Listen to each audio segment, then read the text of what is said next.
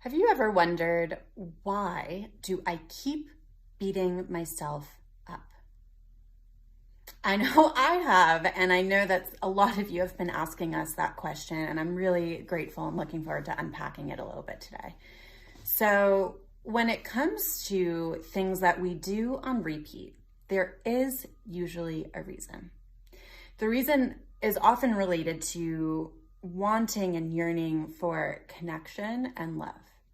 So a brief exercise today, I encourage you to think about that same question. If you had to answer, why do I keep beating myself up? What comes to mind? Why do you think that is? And a few more extra prompts.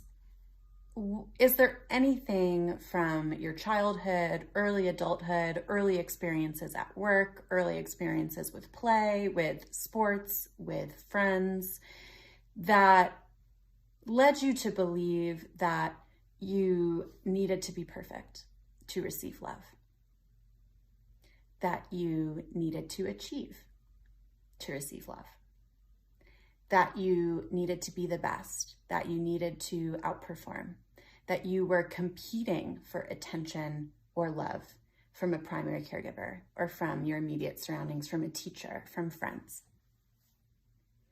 Ultimately, as little younglings, we really want love. And frankly, as adults, it's not so different. So if we learn at a really young age that there are certain ways that we are most likely to get that love, it's hard for us to unteach ourselves those things or to introduce and embrace different narratives. So I know for me, recovering perfectionist, that intended or not, I received a message growing up that when I was achieving, I received love. And when I made mistakes, I received less love. When something was not perfect, when something was not a gold medal, I would never say that that was my primary caregiver's intention. And something else to note here is we fiercely protect our primary caregivers in our mind, in our bodies. So you might be coming up against, oh, but I know that they meant well, so that can't possibly be true. Or, oh, but how could I be ungrateful for the surroundings or the privilege or the resources that I was given? How could I be so annoying, needy, spoiled to need an explicit giving of or mention of affirmation or love? Those are all natural if that's what's coming up for you. Just put them on a shelf over there a little bit, allow them to exist. You can literally, this may sound a little woo-woo, but you can wave, say hello, create a space for them to exist. Those can coexist with what little baby version of you wanted and needed growing up. Wanted and needed to feel loved, to feel safe, to feel enough. So just think about, what was that really like for you?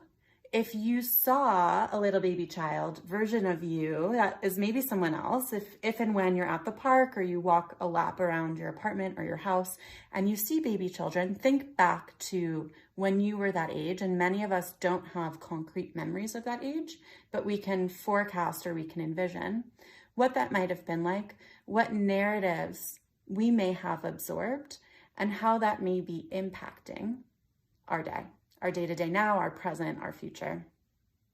And once we've put some time toward that, I encourage as a parallel to think about, what new narratives can you introduce for yourself?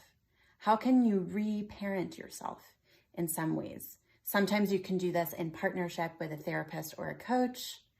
Other times you can think about it for yourself. You can introduce new mantras, new narratives to the inner child within. You may have heard that phrase before. And think about, in lived experience, when have things not gone perfectly, but maybe that introduced a new possibility, new potential, new opportunity, new project that would have never crossed your purview if not for the original hiccup or thing that fell through the cracks.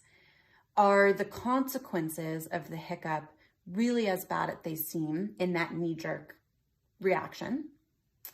And might there be a silver lining? Might there be an advantage to what happened? something to learn, something to grow. So I'll leave you with some of those thoughts. I know it's a lot more questions than answers today, but let me know in the comments if any of these questions have led to light bulb moments for you, or if there's anything that you have learned or that's especially helpful for you that you would like to share with others, because you never know who you're going to inspire and what kind of good you will add to the world through your own experience and own storytelling. So as always, thank you so much to those of you who are asking us questions, who are showing up, who are doing the work. If you have any questions or would like your questions to be answered on Small Talks, keep in touch. We can't wait to hear from you, and we look forward to continuing the conversation. We'll talk to you soon.